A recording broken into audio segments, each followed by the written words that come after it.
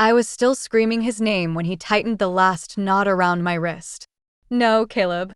Please, no, not like this. I'm your sister." But those words meant nothing to him anymore. Maybe they never did. The rope burned into my skin, the chair legs trembled beneath me, and the cold air bit into my bare body as he circled me like a predator stalking something already broken. I remember the buckle of his belt clinking as he slowly unfastened it, his jaw clenched, his eyes not filled with rage, but with something worse. Control. Sick, calculated control. I had given up everything for him. The family farm. My inheritance. My spine. The first lash across my back made me forget how to breathe. The second split the skin near my shoulder blade. And the third. I stopped counting. Blood dripped to the dusty wooden floor, mixing with my tears. "This is what happens," he hissed, "when you try to leave me." I wasn't a prisoner to a stranger. I was a prisoner to the boy I once braided hair with in summer sunlight. The one who used to chase away monsters under my bed, only to become one himself. I never thought I'd live to tell this story. But I did. And when I finally stood up again, naked, scarred, and full of fire, I didn't just survive. I planned. Slowly. Quietly. And with every scar on my body, I wove a map of revenge that even the devil would envy. He thought the worst I could do is run. He was wrong.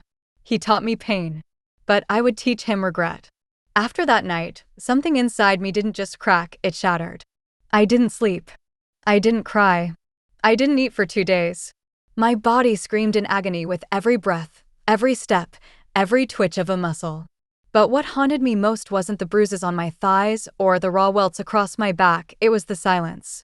The way the walls of Caleb's house stood still, as if they had seen this horror before and dared not make a sound. I lay on the cold hardwood floor long after he'd gone, my wrists still bound, my voice gone hoarse from screaming. There was no clock in that room, but I could tell by the dimming light that hours had passed. He had left me there like an animal. I think he expected me to beg him again when he returned. To crawl. To plead like I had before. But I didn't. I waited, silent and alert, my mind sharpening like glass with every breath. I had begged once. I would never do it again. When he came back, he looked disappointed, like a child who realized his toy no longer made noise. He crouched in front of me and tilted his head. "You're learning," he whispered, dragging a blood-stained knuckle along my jaw. "Good." He untied me and told me to go wash up. That's all. As if nothing had happened. As if the past few hours weren't soaked in pain and degradation. I walked to the bathroom, my legs trembling, my back burning with each movement. But I walked straight, chin up, naked and bleeding because I knew then what he didn't. I was no longer afraid. From that moment, I began playing the role he wanted. Quiet. Obedient. Grateful. I cooked. I cleaned. I tended to the chickens and pretended the bruises were just accidents from the coop. I even smiled when the neighbor lady came by and asked if everything was all right. Just exhausted, I'd say, tucking my sweater higher over the bandage on my collarbone. Caleb bought it. Every damn second of it. You see, monsters like him don't expect their victims to think. They expect fear. Submission. They rely on your silence, your shame, your confusion. But I wasn't confused anymore. I knew exactly who he was. And I knew exactly what I had to become. Each day, I studied his routines. His phone password. His weaknesses. The way he locked the shed when he was drunk, and the way he forgot when he wasn't. I made a copy of his house key one afternoon when he fell asleep on the couch after drinking too much rum. I took pictures of my wounds with the burner phone I kept hidden under a loose floorboard in the attic. I wrote everything down in a journal that I buried in the back garden under a dying oak tree, the same one he and I had once carved our names into when we were kids. Funny how roots rot over time, just like people. He started to trust me again. That was his mistake. He even joked one night over dinner, "I guess beating the fear back into you worked, huh?" I laughed. God help me, I actually laughed. But that night, I dug up the journal again and added a single line to the end of the last entry. "I'm not waiting for rescue anymore. I am the reckoning." I had a plan, and it would take time. Months, maybe. But I would not rush it. I had already waded through hell. What was a little longer? He stole my body, my dignity, my childhood. Now I was going to steal everything he ever thought he owned. And I would make him bleed for every drop of mine he spilled. They say revenge is a dish best served cold.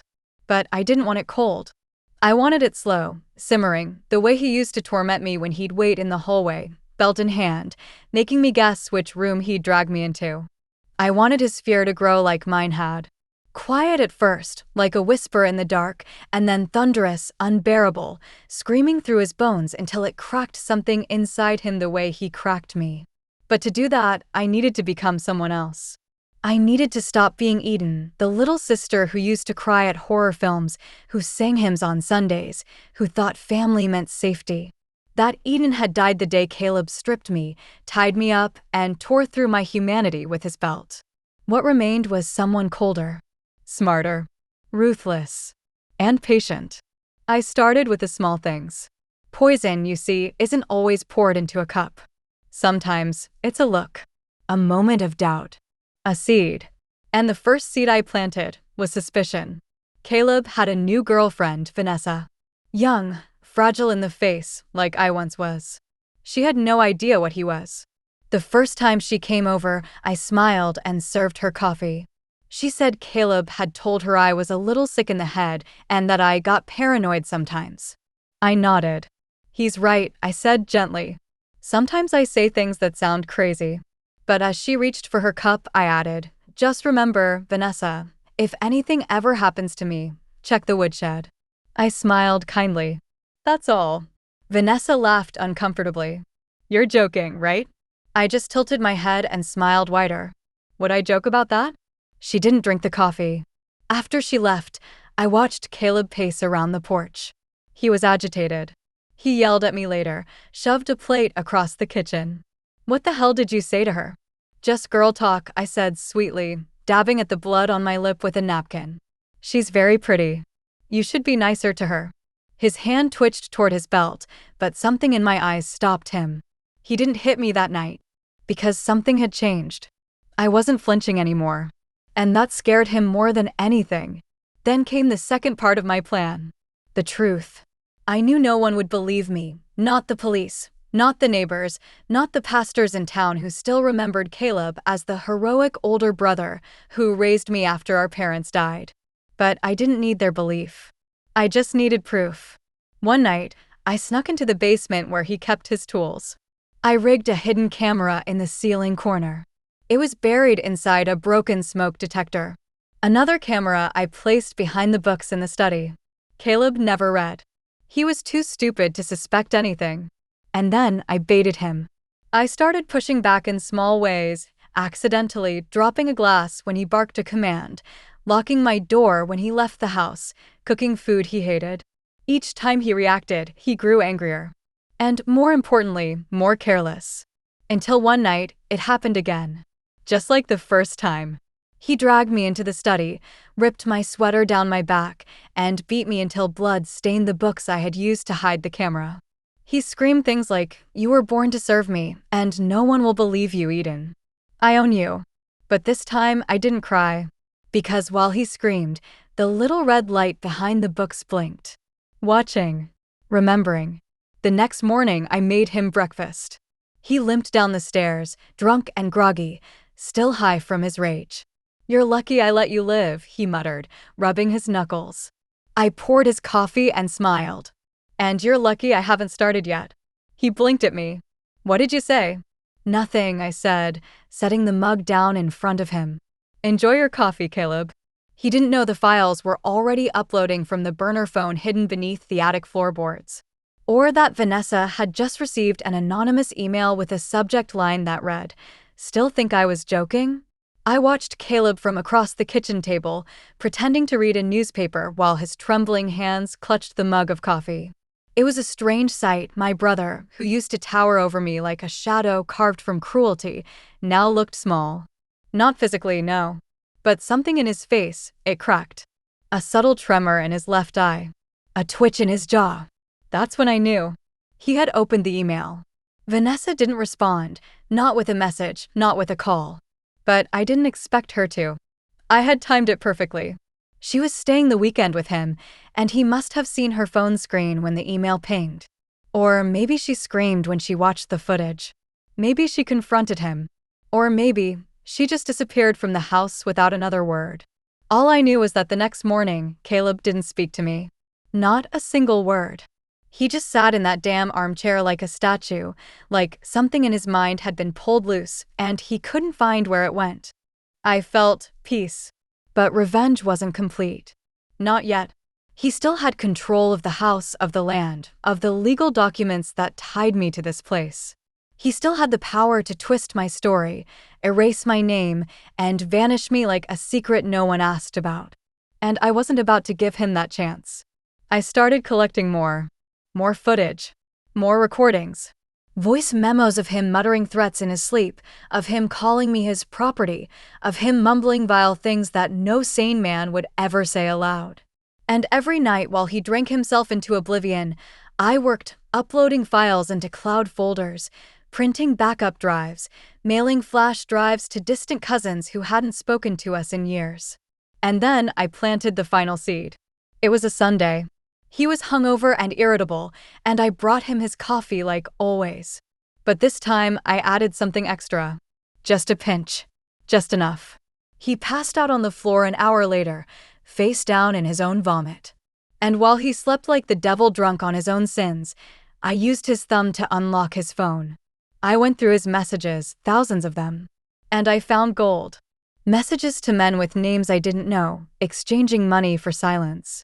A video clip of another girl. Younger. Bound. Crying. He hadn't just done it to me. I downloaded everything. Sent the folder to a friend from college I hadn't spoken to in years. If something happens to me, send this to every news outlet in the state. Her reply came 5 minutes later. Who the hell is this? I told her everything. 2 hours later, she replied again. I believe you. It's going out Monday. That night, Caleb woke up, confused and sweaty. He looked at me from the floor, eyes glazed. Did you do something to me? I knelt beside him, my voice soft. No, Caleb. You did it to yourself. He didn't understand. Not yet. But by Monday, when his name began trending on local news headlines, farm owner under investigation for alleged assault, abuse, he started to. I stood at the kitchen sink, washing dishes, when he burst into the room, phone in hand, screen lit up with panic. You did this, he hissed, his voice cracking for the first time in years. You little B***TCH, you think you can destroy me? I didn't flinch. I didn't even look at him. I just kept washing the plate. You think anyone will believe you? He roared, grabbing my arm and yanking me backward. I'll kill you before I let you take me down. That was his mistake. Because this time, the camera wasn't hidden. It was right there, sitting on the counter, blinking, live streaming, to everyone. He froze when he saw it. And I smiled. You're not the only one who can tie people up, Caleb, I whispered. But the difference is, I do it with truth. His hand dropped. His lips moved, but no words came out. The sound of police sirens echoed in the distance, like music. Like justice. Like freedom inching closer with every second. And for the first time in my life, I saw it in his eyes, real fear. Not fear of consequence. Fear of me. The sirens grew louder, and for a moment, the air inside the house felt suspended, like the quiet before a bomb explodes. Caleb's face had lost all its color. His lips parted in a shallow breath, the same breath he used to laugh while I bled beneath his belt. Now, that breath trembled. He ran. Like a coward. Bolted for the back door, knocking over the coffee table, nearly slipping on the floor where he had thrown me so many times before. His legs carried him to the barn, probably thinking he could hide in the hayloft like a child. But he was too late. I had called the police myself 2 hours before the live stream. I told them exactly who he was. I told them what I had proof. I sent them files. They took one look and sent a team. This wasn't just a domestic call anymore. This was a manhunt. From the window, I watched him try to hide behind the old tractor, crawling like a rat through the dirt that used to belong to our father. The dirt that fed us, raised us, and now buried our secrets. I stood calmly in the doorway as the patrol cars screeched to a stop at the edge of the field. Eden, one officer called to me gently, stepping out with careful hands. You're safe now. Safe. What a strange word. I didn't feel it yet. Not fully. But I nodded, stepped back into the house, and watched as 4 officers stormed across the fields with weapons drawn. I wanted to scream, to cry, to collapse. But I didn't. I stood straight. Like I did when I stopped being a victim. They found him 10 minutes later, hiding under a tarp like the pathetic shell of a man he had become. He didn't resist, he just begged. Begged like I once did. Please, he cried, you don't understand, she's sick. She's twisted. That video, it's fake. She set me up. But no one listened. Not anymore. As they cuffed him and dragged him past me, our eyes locked. And I said the words I had been waiting to say my entire life. You stripped me of everything, Caleb. Now I strip you of power. He screamed. Not from pain. From loss. Because power was the only thing he'd ever loved. And now it was gone. The media went wild. His face plastered across headlines. Small-town hero turned predator. New abuse scandal shocks community. Sister's secret recordings reveal years of torture. The truth didn't just come out, it detonated. The women. The money.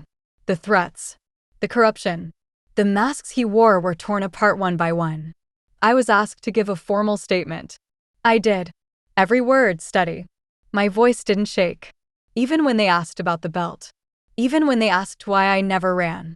I looked them in the eye and said, because I knew no one would believe me. So I gathered the truth. And I waited until they had no choice. After the press conference, people began reaching out. Women. Girls. One of them wrote, he did it to me too. I never told anyone. Thank you for saving us. Saving them. The thought hit me like a storm. I had never felt powerful. Never thought my pain could mean something. But it did. In court, I sat in the front row, wearing a black suit. Not to mourn him, but to bury the version of me he thought he owned. He tried to look at me when they read the charges: assault, unlawful imprisonment, sexual battery, coercion, and more. But I didn't blink. When the judge denied him bail, his jaw dropped. His hands shook. And in that moment, I saw it again. The same fear that once lived inside me, now living inside him. They led him away in chains. How poetic. He tied me to a chair, thinking I'd never rise again. But here I was, standing tall, free, and he was the one who would never see sunlight without bars again. But this wasn't the end. Because even after justice is served, healing takes time. And the real battle was only just beginning. The day Caleb was sentenced, it rained. Not the soft kind that kissed your skin and made flowers bloom, but the kind that slammed into the earth like fists. The kind that stripped branches bare and flooded roads. Fitting, I thought. Because that's what grief feels like, even when the monster is gone. Violent. Loud. Unrelenting. He got 25 years. No parole. The courtroom clapped when the judge read the sentence, but I didn't. I just sat there, hollow. Not because I pitied him, God, no, but because I realized something that no one else in that room seemed to grasp. He was gone, but the ghost of him still lived inside me. Every time I closed my eyes, I still saw the belt. Still felt the sting of leather splitting my back open. Still heard the echo of his laugh in the hallway, the way it bounced off the walls like it belonged there. Trauma is funny like that. It doesn't disappear just because your abuser does. It stains you.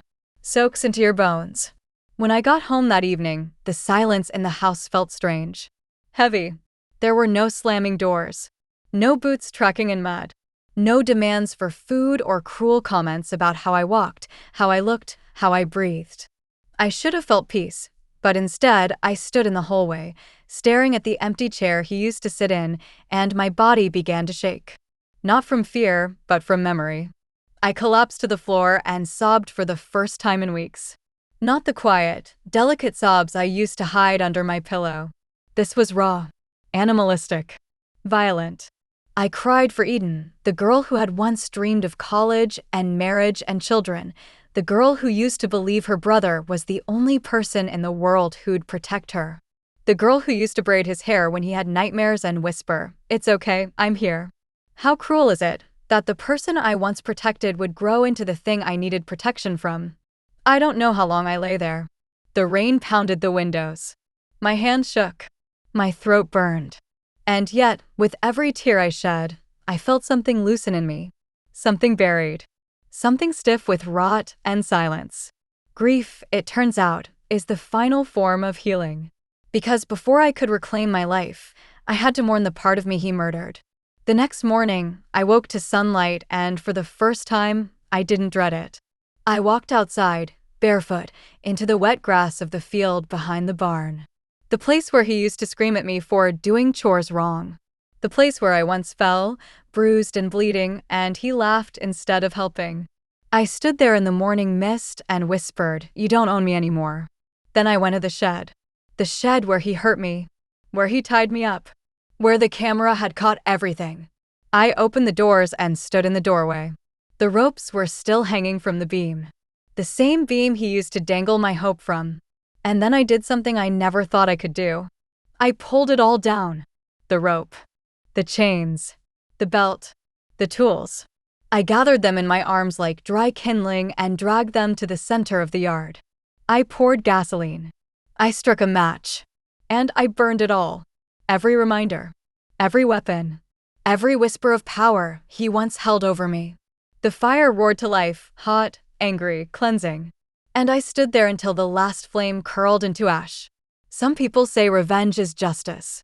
Some say it's poison. But I think revenge is a door.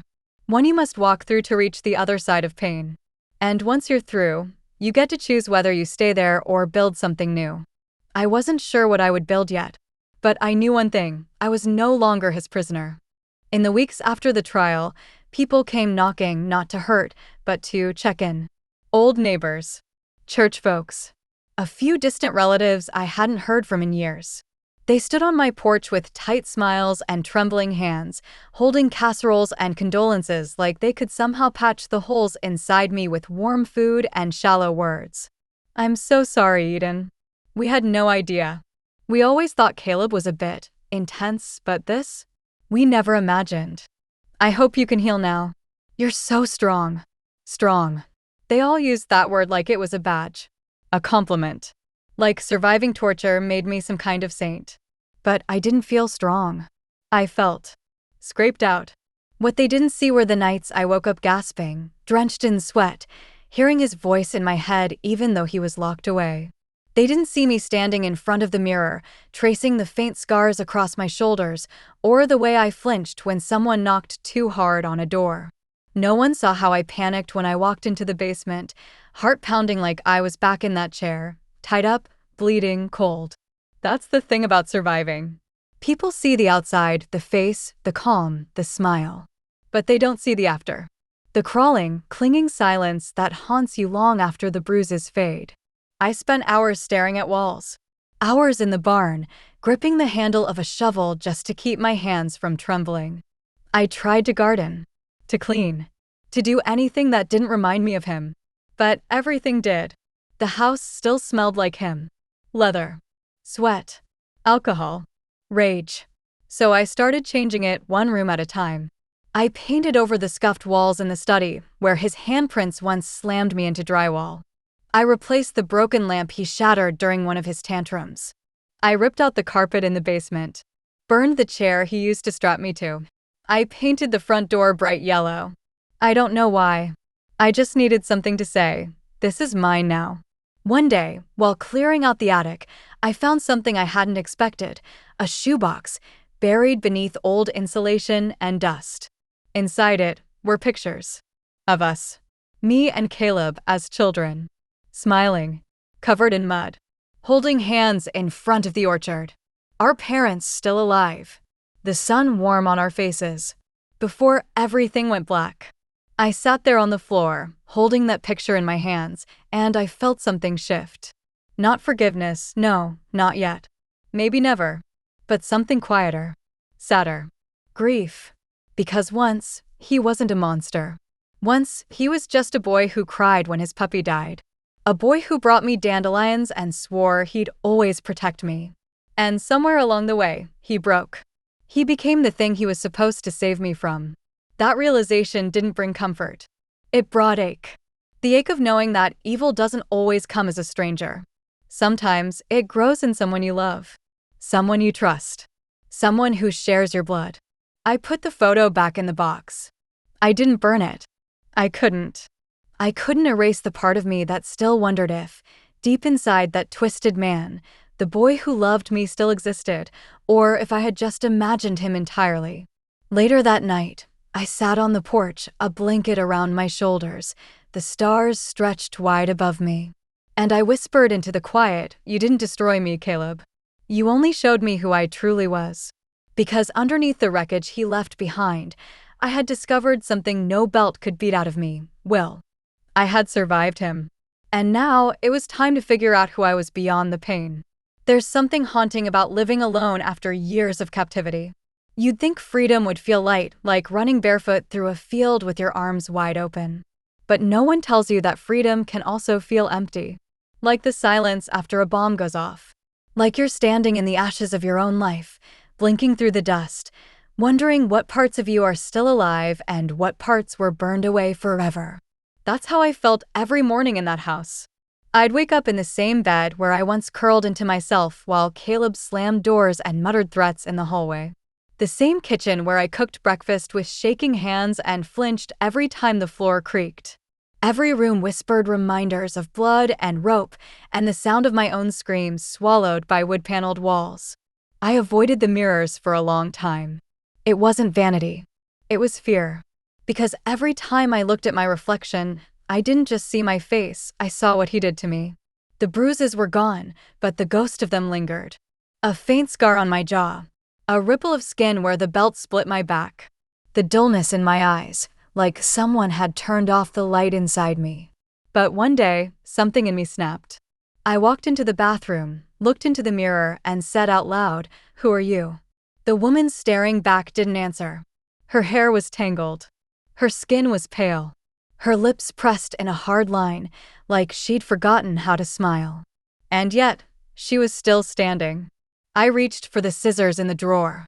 Not because I wanted to hurt myself, but because I wanted to shed something. My hair had grown long. He used to like it that way. Said it made me look obedient. So I pulled it back in a fist and cut it off. The strands fell into the sink like dead weight, and with every snip, I felt lighter. I kept cutting until only jagged tufts remained. I stared at my reflection, breathless. Ugly. Raw. Honest. And I smiled. It was the first real smile I'd felt in years. I cleaned the floor. Burned the hair in the fireplace. And then I did something that terrified me. I got dressed and drove into town. It had been years since I stepped into the world without him watching me. The first thing I noticed was how big everything felt. The sky. The roads. The air. The freedom. I walked into a little thrift shop on Main Street. The woman behind the counter blinked when she saw me. "Eden," she whispered. You're Caleb's sister, right?" I froze. My hands curled into fists. But she surprised me. "I saw the story," she said softly. "I'm so sorry. What he did, it's unforgivable." Tears threatened my eyes, but I forced them down. "Thank you," I said. She nodded toward the back of the store. "There's a box of donations from women's shelters. Clothes, books, even journals. If you need anything, it's yours." I walked through the aisles slowly, my fingers brushing over old sweaters, paperback novels with cracked spines, the soft edges of forgotten belongings. I found a red sweater, thick and warm. Not something he would have let me wear. He hated red. Said it made me look defiant. I bought it. Cashier didn't charge me. When I got home, I slipped the sweater on and stared at myself in the mirror again. And this time, I didn't look like a victim. I looked like a survivor on fire. Later that night, I lit a single match in the backyard. Not for destruction, but for ritual. I held it in my palm and whispered the names of every part of me he tried to kill. Hope. Trust. Voice. Joy. Power. And then I let the match burn down to my fingertips. It hurt, but it also reminded me I was alive. And I was just getting started. Days passed, then weeks. The seasons began to shift, summer light fading into a gentler autumn haze. The air grew crisp, and the wind carried a kind of quiet I'd never heard before. Not the silence of fear, the silence of space, of possibility. But healing, it wasn't linear. Some days, I'd wake up with purpose. I'd paint a room, tend the garden, write in my journal until the pages ached. But other days, I couldn't even get out of bed. I'd lie there, haunted by sounds that weren't real, the snap of a belt, the creak of boots in the hallway, the whisper of Caleb's breath when he leaned in too close. I hated that he still lived in my head. And I hated that no matter how far I came, I still had questions. Not about what he did, I knew what he did. But why? Why me? Why his own sister? How did love rot so completely that it turned into possession? Did he ever see me as human? Or was I always just a thing to control? One night, the questions became too heavy. So I did something strange. I sat down at the kitchen table, opened a fresh journal, and began to write a letter to Caleb. Not for him to read, but for me. Dear Caleb, you don't deserve my words. But I need to write them anyway. Not for you, for myself. Because if I carry them in me any longer, they'll poison what little peace I have left. I don't know when you changed. Maybe it was after Mom and Dad died. Maybe it was when you started drinking. Or maybe you were always broken, and I just couldn't see it. You were supposed to protect me. Instead, you became my prison. You stripped me of my dignity. You tied me down. You hit me like I was nothing. And you made me believe, for years, that I deserved it. But here's the truth you'll never escape. Even behind bars, you didn't destroy me. You just revealed me. You forced me to fight. To become sharper. Stronger. Louder. You thought you had all the power, but I was the one who survived. And every time I smile now, every time I sleep peacefully, every time I rebuild a piece of the life you tried to burn, that's my revenge. Not your suffering. My joy. I won't visit you in prison. I won't answer your letters, if you ever send any. You're a ghost now. A lesson. And I am finally free. Eden, when I finished, I didn't cry. I folded the letter, placed it in an envelope, and sealed it. But I didn't write an address. I walked to the field behind the house, the one where he once dragged me by my hair, and I dug a small hole beneath the same dying oak where I used to hide as a child. I buried the letter there. Let the worms take it. Let the earth eat it. Let him disappear into dirt.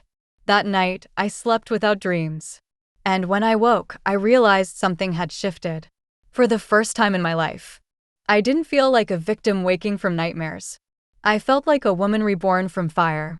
It was nearly 2 months after the sentencing when the letter came. A plain white envelope, no return address, my name handwritten in thick, jagged strokes I knew too well. I stood at the mailbox, frozen. My lungs clenched, my vision blurred. That handwriting, it was his. Caleb's. I didn't take the envelope inside. I sat down on the porch steps, right there in the wind, and stared at it like it might burst into flame in my hands. My heart thudded against my ribs, not from fear, but from rage. He had the audacity to write to me. After everything. After the bruises, the blood, the rope, the years of torment, he still thought he had the right to reach me. My fingers trembled as I opened it, slow, deliberate.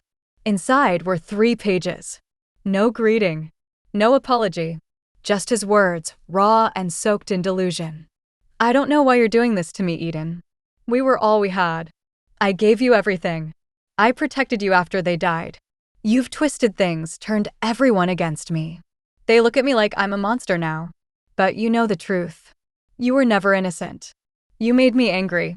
You pushed me. And I punished you because you needed it. You always needed it. I saved you from yourself. I read every vile sentence. Every cruel justification. Every manipulation. He wasn't sorry. Not even close. He still believed he had a right to my body, my silence, my soul. And for a moment, just a moment, I felt sick again. Like I was back in that chair, bound and bleeding. But then I breathed. And I laughed. It startled me, that sound. This bitter, sharp, almost wild laugh that erupted from somewhere deep inside me. Because it was so pathetic. So transparent. This letter wasn't power, it was panic. Caleb had lost everything, and now he was grasping at the only thing he ever truly controlled, my guilt. But it wouldn't work. Not this time. I stood up, walked into the house, and grabbed a match. I didn't cry as I lit the pages.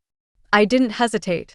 I watched them curl and blacken, watched his words twist into smoke and vanish into the air. Then I looked at the sky and whispered, "You don't live here anymore." The silence that followed wasn't heavy like before. It was still, peaceful, real. But just as I began to close the door, I heard it, a soft knock. I froze. For a split second, my body tensed out of habit. But I caught myself. I breathed. I opened the door. It was a young woman. Thin frame. Messy bun. Pale skin. Maybe 19. She looked like a ghost of who I used to be. "Are you Eden Wells?" she asked, her voice barely above a whisper. I nodded slowly. She reached into her coat pocket and pulled out a folded piece of paper. Her hands trembled. Her eyes shimmered. I saw your story," she said. "And I think he hurt me too. Not Caleb, but someone like him. Someone who everyone thinks is good." Her voice cracked. I didn't know where else to go. I stared at her, heart pounding, throat tight. And then I stepped aside. "Come in," I said gently. Because I knew now, survival was never just about escaping. It was about reaching back, hand open, for the ones still trapped in the dark.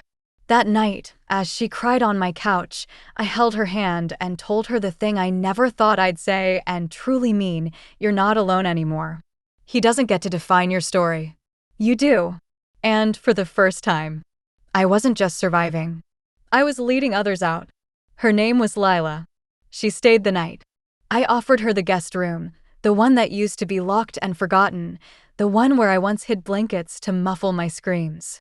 It had sat untouched for years, a tomb of dust and silence. But when I opened the door for her, it felt like more than a room. It felt like a second chance for both of us. She didn't talk much that first night. Just sat with her knees hugged to her chest, eyes wide and haunted, as if she was still waiting for someone to kick the door open. I knew that look. I had lived in it. I didn't ask her to explain. I didn't press. I just made tea. And I sat beside her, our silence speaking the same language, survivor to survivor. In the morning, she asked me quietly, "Do you ever stop feeling dirty?" I didn't lie. "No," I said. "Not completely. But the feeling fades. And one day, you'll look at yourself and realize you're not the one who should carry the shame. He is." Her lips trembled, and she broke. She cried into my arms like I was her mother, or maybe just a stranger who finally saw her. I held her for a long time. That day, I took her out back to the garden. It had once been overgrown and lifeless, just like me. But over the past few months, I had started tending it again. I had pulled out the weeds with my bare hands, even when my palms bled. I planted sunflowers, tomatoes, rosemary. Life. Lila knelt beside me as I dug a hole for new seeds. She was quiet for a while before asking, "Why here? Why this?" I looked around at the rows of soil, the budding green, the sunlight warming our skin. Because after everything he did, I said softly, I needed proof that something could grow where pain once lived. She nodded, and tears streamed silently down her cheeks. That night, she stayed again. Then another. Then a week passed, and she began to laugh at little things. The way the chicken coop door always stuck. The lopsided sunflower that leaned like it was tired of the wind. My crooked pancakes. It was strange, watching someone else's healing in real time. Like watching my own healing through her eyes. Then one morning, as we sat on the porch with coffee, Lila looked at me and said, "You should help more women." I blinked. "Me?" "Yes," she said, firm for the first time. "You understand in a way no one else can. What if this house, became a kind of shelter for girls like me?" I stared at the sky. My chest tightened. Could I do that? Could I take this haunted place and rewrite its legacy? The idea planted itself like a seed in my mind. At first, it frightened me. I had barely survived Caleb myself. What if I wasn't strong enough? What if their stories broke me all over again? But then I thought of how she showed up broken, terrified, and how now, after just a week, she smiled in the mornings. That smile was proof. Healing isn't a miracle. It's a decision. Every day, I stood up from the porch and walked to the shed, the one Caleb used to lock. The one where everything awful lived. I opened the door, breathed in the cold, musty air, and said, "This place ends today." We spent days cleaning it out, scrubbing, painting, opening windows, throwing out every last piece of rope, every nail, every trace of him. We turned it into a room, a bright one, with a little cot, a bookshelf, a lamp, a vase of flowers on the sill. Lila stood in the doorway and whispered, "It doesn't even feel like the same place." And that's when I realized something that nearly brought me to my knees. We were turning pain into refuge. The place that once held me prisoner would now become a sanctuary. And Caleb, he couldn't stop it. He couldn't reach it. He couldn't touch us anymore. He took so much from me. But in the end, I would build something bigger than him. Something beautiful. Something alive. I didn't plan on more girls coming. Not yet. But pain has a way of finding those who survived it. Her name was Sky. 18 maybe. Skin bruised purple down her arms. One shoe. No bag. She showed up in the middle of the night while rain hammered the tin roof. I was in the kitchen, washing Lila's mug, when I heard the banging, urgent, terrified, frantic. When I opened the door, Sky collapsed at my feet. It was Lila who carried her in. She didn't speak for the first 2 days. Not one word. But her body told her story. Burns on her wrist from cigarettes, fresh cuts hidden beneath her jeans, and eyes that darted toward every sound like she expected someone to come for her. And God, I knew that fear. We let her sleep. Gave her warm clothes, clean food, silence. When she finally spoke, her voice was paper thin. He said if I ran, he'd kill my little sister. I sat beside her on the bed, careful not to get too close. "Where is she?" Sky didn't answer. But I saw something in her eyes I recognized, the kind of love that makes you endure the unendurable. That night, after she fell asleep curled up in the corner, Lila and I stood in the hallway in silence. "She's like I was," Lila whispered. "Only worse." I nodded. This was real now. Not just healing. Saving. The next morning, I made the calls. I used the contacts I'd built since the trial. The advocate from the domestic violence nonprofit who sent flowers after Caleb's sentencing, the retired officer who offered pro bono help, even the journalist who covered my story and promised, "If you ever need me," they didn't hesitate. Within 48 hours, we had eyes on Sky's sister, living with the same foster father who abused Sky and claimed she'd just run away. A police report was filed. And this time, people listened. Sky's sister was removed from the house that same week. Sky didn't cry when she found out. She just stood in the kitchen, gripping the edge of the counter like she didn't believe the ground under her feet was real. "She's safe," she whispered. "Yes," I said. "She's really safe?" I nodded. And that's when the dam inside her broke. She fell to her knees, sobbing so hard it sounded like something ripping loose from the earth. Lila held her while I whispered the same words I'd once said to myself, "He doesn't get to win." Sky didn't leave. She stayed. She helped in the garden. She painted the old chicken coop, even though she was scared of birds. And late at night, I'd sometimes hear her humming softly to herself in the guest room, little melodies she made up, broken and beautiful. One evening, as we sat outside under a purple sky, Sky asked me, "Why do you do this?" I looked around at the barn we were turning into a bunkhouse, the little flower beds Lila and I had planted, the wind chimes dancing on the porch. And I said, "Because I know what it feels like to scream and have no one hear you." She nodded slowly. "But someone heard you, right?" I thought about it. No, not at first. But then I remembered something else, something sharp and true. "No," I said. "I heard me." That's where it started. That's when everything changed. They stared at me then, Lila, Sky. These girls the world discarded, and for a moment I felt it. Not pride. Not triumph. But peace. The kind that comes when you've stared evil in the face and lived to build something good in its place. We weren't a shelter. Not yet. We weren't an organization or a center or a nonprofit. But we were a home. And sometimes, that's all a girl needs to find her way back to herself. The garden was blooming again. Marigolds, zinnias, sweet basil, all soft reminders that beauty could rise from the ruins. Lila had started keeping a small notebook beside her bed where she wrote down 3 things I survived every night before sleep. Sky was painting huge canvases full of reds and oranges, colors she once told me felt too loud, but now made her feel like fire. I had begun to breathe again. But the thing about trauma is, it doesn't knock before entering.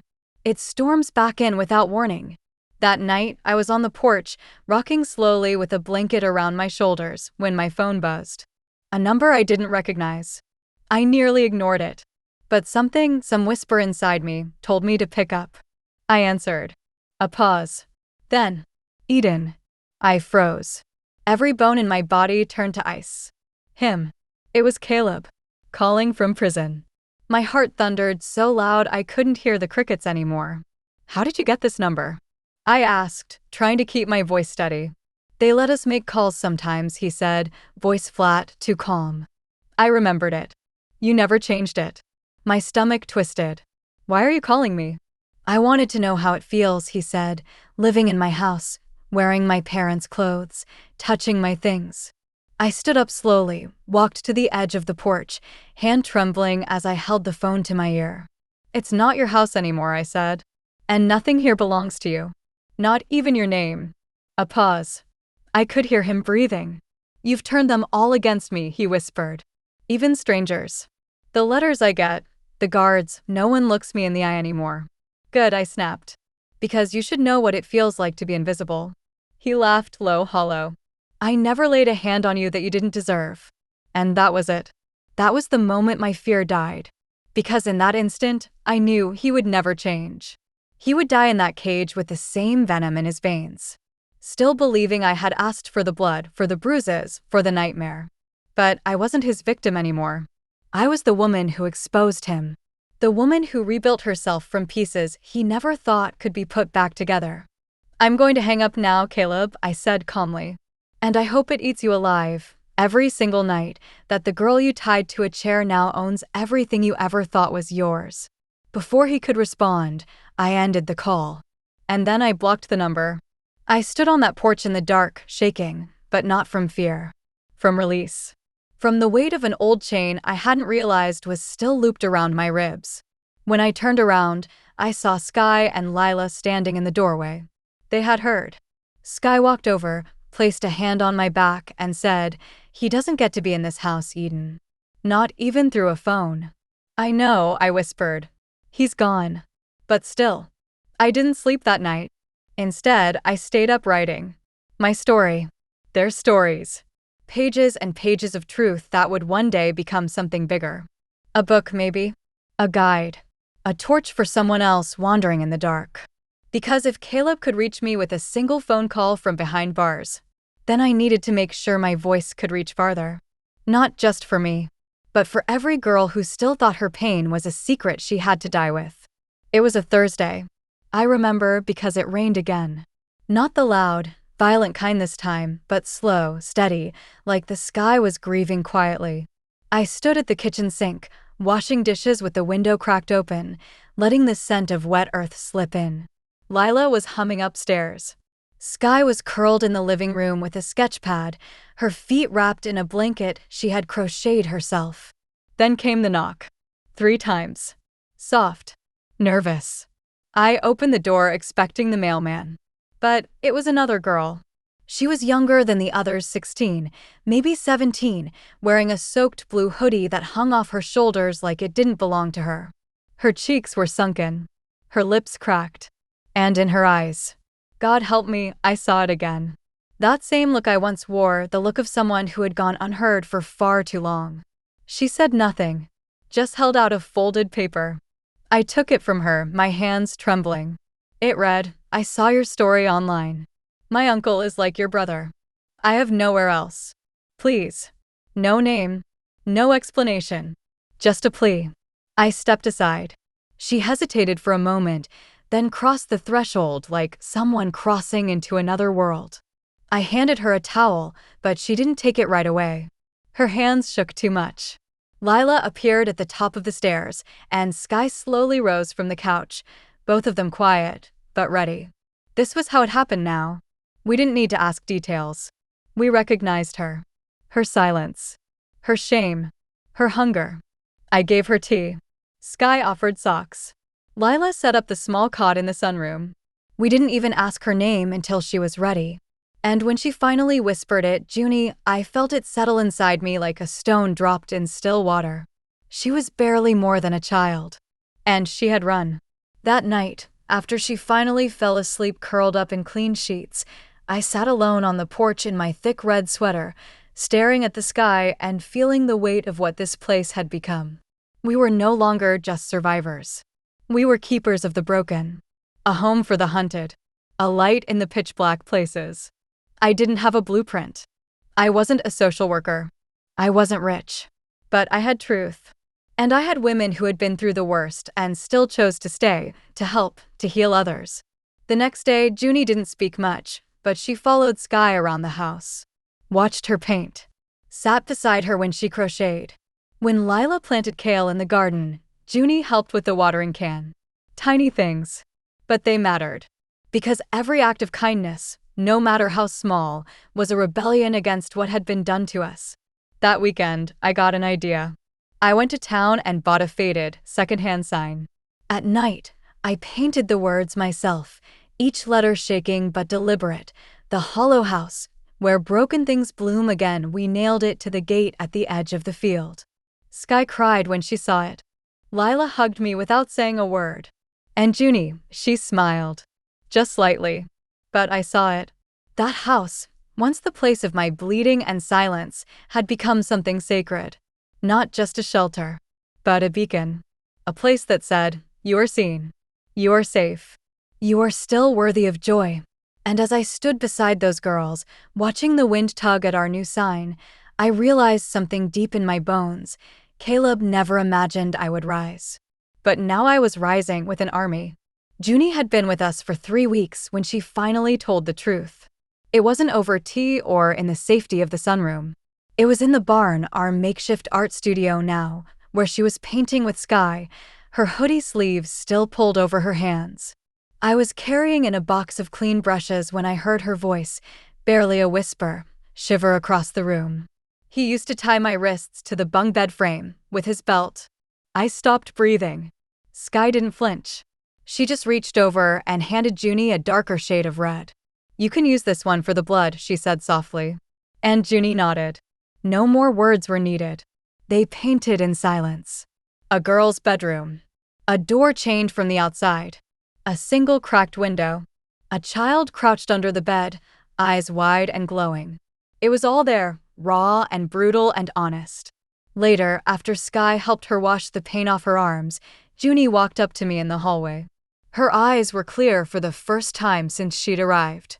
Can you help me press charges? She asked. I nearly fell to my knees. Yes, I said.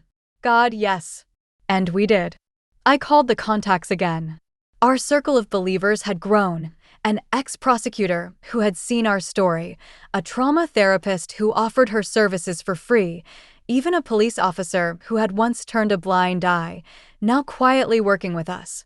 We filed the report. We gave them the paintings. The bruises. The notebook Junie had started keeping, with each memory scribbled down like she was clawing her way out of a pit, one sentence at a time. When the arrest was made, Junie didn't smile.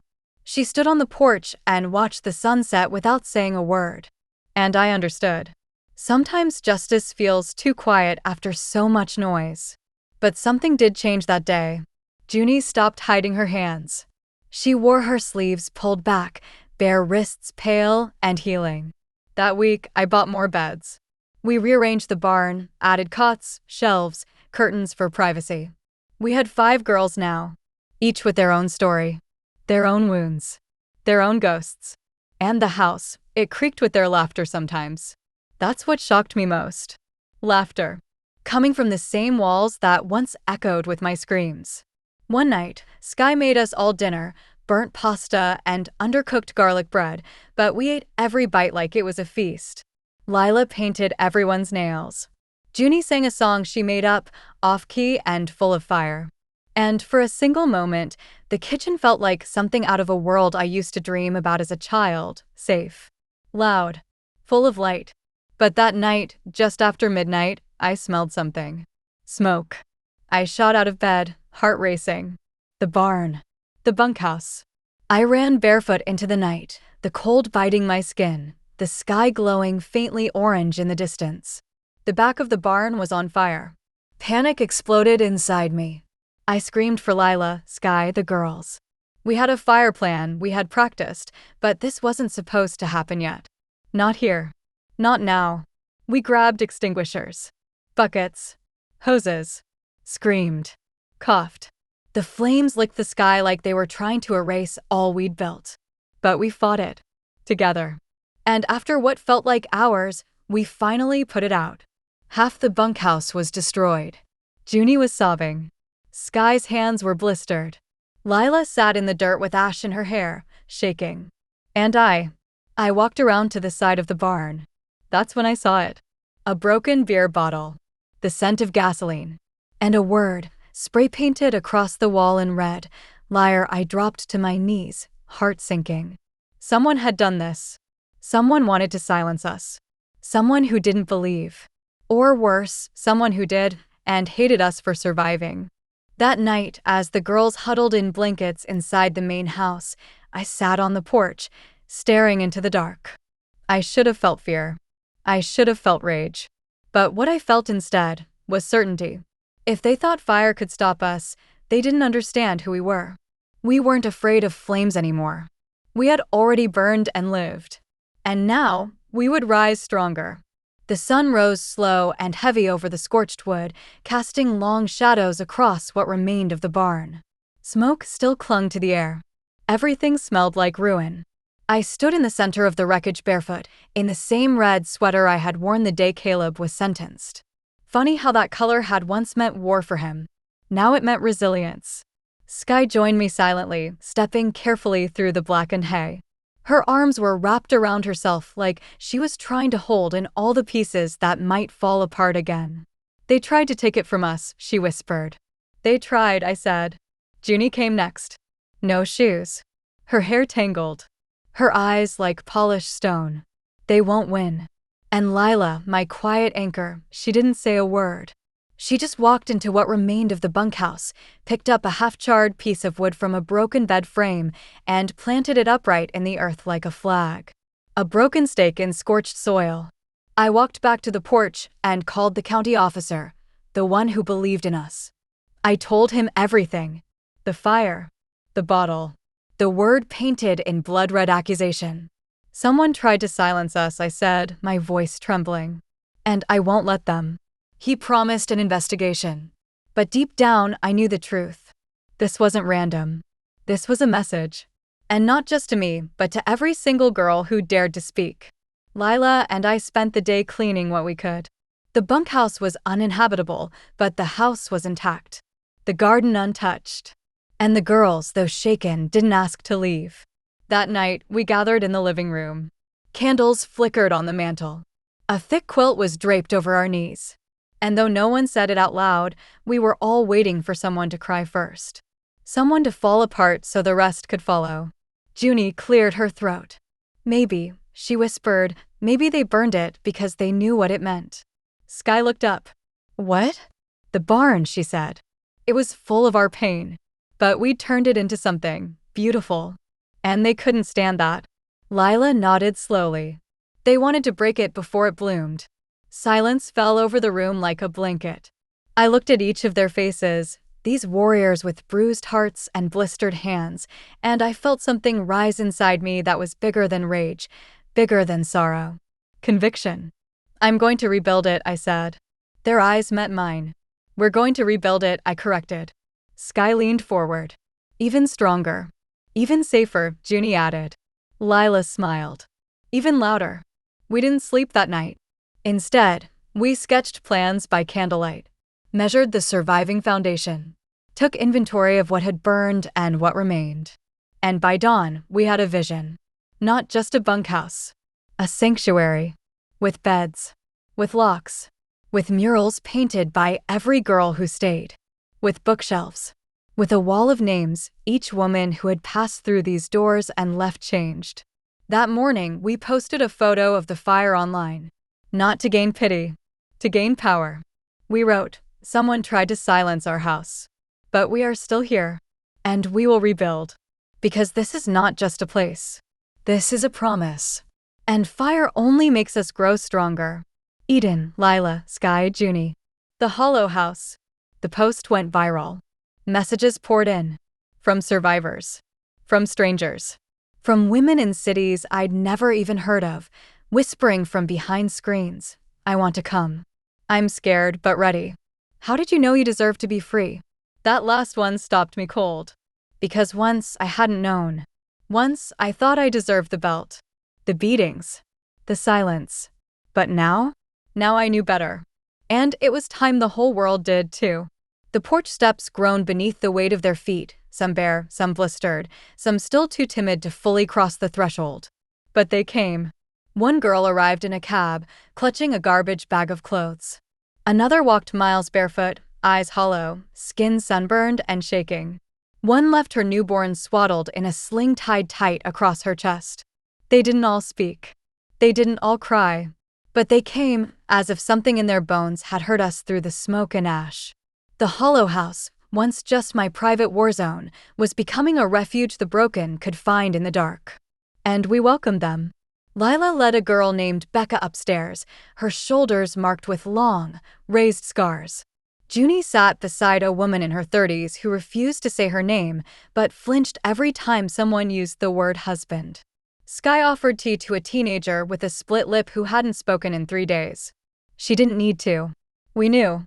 It was unspoken now, the language of women who'd once been called liars, sluts, hysterical. The language of those who'd screamed into pillows while their abusers smiled in public. Those who were told, "But he's your brother, he didn't mean it, it's family, just forgive." We had forgiven enough. Now we fought. I built bunk beds with Lila while the others sorted donations, pillows, toothbrushes, fresh clothes, tampons, journals, locks for the inside of bedroom doors. Safety in the form of small things. Junie started painting again. Only this time, the canvases weren't filled with fear. She painted us. Our hands. Our backs. Our eyes. And on one wall in the dining room, she painted something that made all of us stand still and weep, a large red chair. A belt on the floor. And a woman standing in front of it, not broken, not bruised, but on fire. Hair wild. Eyes bright. Fists clenched. Beneath it, she painted 5 words. "I do not belong to you." Sky added her name beside it. Then Junie. Then Lila. Then the new girls. One by one, they picked up the brush and claimed the wall. Even those who hadn't spoken a word yet, even they signed. I waited until everyone was asleep that night. Then I walked up to the wall and signed my name too. Eden. Beneath it, I wrote. I rose from a chair that nearly became my coffin. Later that week, a woman showed up with bruises fresh across her chest and her toddler clinging to her side. Her name was Marcy. She said only 3 words. "Is this the place?" I looked at her. And I remembered myself, wrapped in Caleb's lies, stripped and tied, whispering for death between sobs. And I told her the truth. "Yes," I said. "This is the place where women stop dying quietly." She broke into tears. We carried her inside. The house was full now. Too full. Girls slept on couches, curled together like birds trying to stay warm. But no one complained. They had escaped. And they had each other. And as I stood in the hallway that night, listening to the gentle hum of a lullaby being whispered behind one door and the scratch of a journal pen behind another, I felt it in my bones. The fire didn't break us. It revealed us. And now we were more than just survivors. We were an uprising. It was Sky who opened the door. The woman standing on our porch wasn't trembling. She wasn't bleeding or hiding in oversized clothes. She wore a brown jacket, dark jeans, hair pulled back into a tight bun. A leather satchel slung over one shoulder. Sky narrowed her eyes. "You're not one of us," she said. "No," the woman replied gently, "but I'm listening now. My name is Daphne Reeves. I'm a journalist. And I want to tell your story, the whole story." I was on the porch seconds later. "No," I said without thinking. "No press. No headlines. No gawking." She didn't flinch. "I read about the fire," she said. "I've seen stories go quiet after someone tries to silence them. I've seen survivors disappear again because of fear. I don't want that to happen to you. I'm here to amplify, not exploit." I crossed my arms. "And what do you think this place even is?" "I think it's a revolution in a farmhouse." Lila came to the door behind me. Junie too. They didn't say anything, but they watched. And they waited. Daphne reached into her bag, pulled out a notebook, and laid it on the porch step. "No interviews. Not unless they want to talk. No names. No photos without permission. But I'll stay nearby for 3 days. If anyone wants to speak, I'll be at the diner down the road. I'll come if you call." Then she walked away. I stared at the notebook for a long time before picking it up. That night, I read what she'd already written. Not gossip. Not pity. Just truth. Facts. The sentencing from Caleb's case. A list of abuse shelter closures in the county. The statistics of girls who escape and then return because they have nowhere else to go.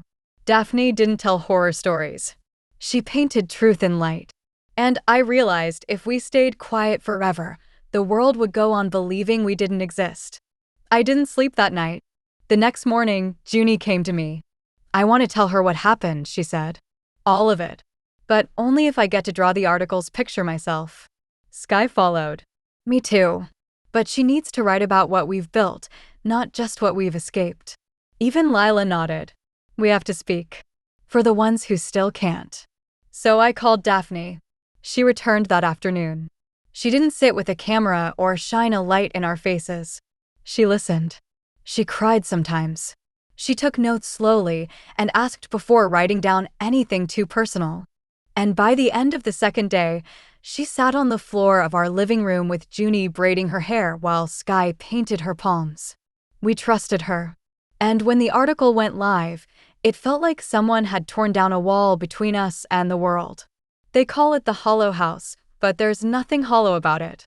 It's filled with the laughter of girls who once wept alone, with the silence of safety, with the voices of survivors who have learned to say no more. They are not victims. They are warriors. They are what happens when pain meets power. Daphne Reeves, the times thousands of people read it. Some donated. Some offered land to build another shelter. Some just wrote, "Thank you for proving we aren't crazy. We aren't alone." And one day later, a woman called from a quiet number. She didn't say her name at first. She only whispered, "I'm a judge. And my sister never made it out. I read your story. What can I do to help?" I couldn't speak for a long time, because this was what revenge looked like now. Not fire. Not screams. Not a belt in the dark. But a tidal wave of truth flooding every corner they tried to keep secret. We had shaken the world awake. And I knew now Caleb would hear about it. From his cell. From the guards who no longer looked him in the eye. From the sound of his sister's name being spoken with reverence instead of fear. Eden Wells, founder of the Hollow House. And when he did, I hoped it hollowed him out from the inside. The letter came on a Monday. No return address. Just my name, Eden Wells, in stiff, trembling handwriting. The envelope was cheap, the ink smudged in places. For a full hour, I stared at it, unsure whether to open it, burn it, or throw it into the wind like it never existed. But I opened it. I needed to see what a man like Caleb became once the world no longer bowed to him. Inside were 2 sheets. His handwriting was rough, broken, like a hand not used to shaking. "Eden, you win." I never thought I'd write those words. Never thought they'd burn like this. But they do. They do. I read the article. The Hollow House. That's what they call it now. The place where I buried your screams. The guards pass it around. Even the inmates joke. "Your sister's a hero." They look at me differently now. I'm not feared. I'm pathetic. And I can't stop seeing your face. Not the one in court. The one before, when we were kids. When you used to sit at the end of the driveway waiting for the school bus, swinging your feet and humming that stupid song about stars. What happened to us? No, I know what happened. I did. I did this. I don't expect forgiveness. But I hope you know, you were never weak. I just hated how strong you were. I don't know who I am anymore. But I know who you are. And the world knows too. Caleb, I read it twice. Then a third time. He didn't ask for absolution. He didn't beg. But he was shattered. And for the first time, I didn't feel anger reading his words. I felt distance. He was no longer the voice in my head. No longer the man behind every door. He was gone. And I had survived him.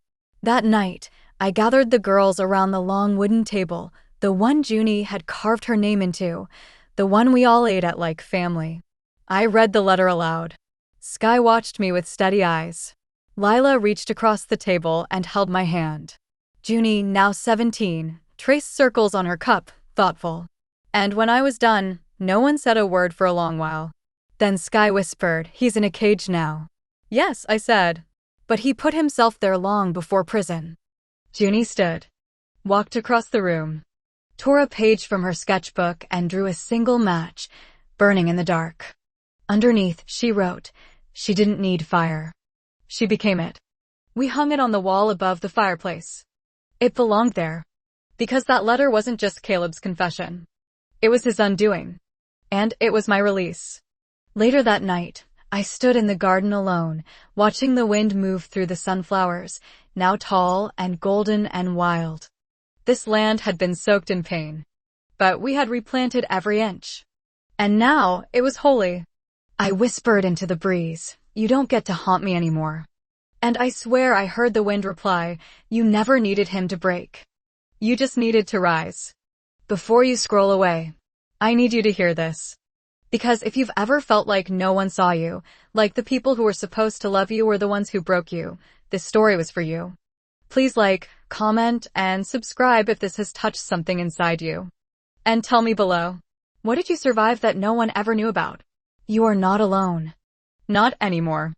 Eden, it was a year to the day since I stood on the porch, blood on my legs, rope still pressed into my skin. I stood there again now, but everything was different. The house was alive. The barn rebuilt, better than before. The walls full of color, of names, of girls who once shook in silence, but now moved with fire in their chests. The hollow house wasn't hollow anymore. It was whole. We had 23 girls living with us. Some stayed a few weeks. Some never left. We had teachers now. A nurse. A retired carpenter who rebuilt every broken corner with his own hands after reading our story. Donations came. Volunteers came. Healing came.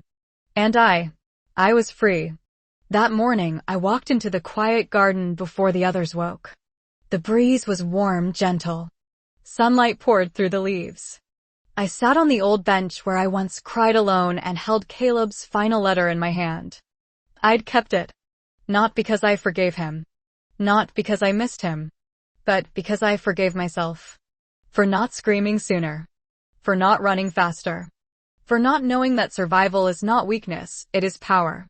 As I stared down at the letter, I finally whispered the words I had never dared speak. I don't hate you anymore. Not because he deserved peace. But because I did. And hate was a rope I no longer wanted around my soul. In that moment, Lila stepped into the garden behind me. She saw the letter in my lap. "You okay?" she asked.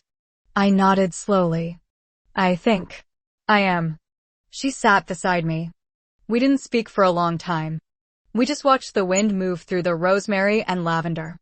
We listened to the laughter of girls inside the house. We let the silence be gentle for once. Then I stood, walked to the little fire pit near the sunflowers. And with a steady hand, I fed the letter to the flame. The paper curled. The ink vanished. And with it, the last shadow of the man who once thought I belonged to him. Later that day, we threw a party. Nothing fancy, just a big table in the garden with too much food, off-key music, wild dancing, girls painting one another's arms with bright colors. A baby sleeping in a bassinet. A dog one of the girls had rescued sprawled under the tree. Sky brought out a cake she made herself. It said, "To Eden, for giving us back our names." I cried. We all did. Because it was never just about Caleb. It was about everything he tried to take. And every piece we fought to reclaim. As the sun set, Junie stood and raised a glass. "To Eden," she said, her voice clear and strong now. "And to every girl who walked through hell and built a home on the ashes." They all echoed it. To Eden. To home. To survival. To fire. And I knew then, this wasn't just my ending. It was our beginning. Because I had stripped off every lie, every chain, every bruise that once tried to define me. And I stood, finally, as the woman I was always meant to be. Not broken. Not bitter. Not bowed. But free. If this story moved you, please like, share, and comment your thoughts below. Have you ever survived something that no one believed? What does healing look like for you? Let's lift each other up, one story at a time. You're seen. You're heard. And you're not alone.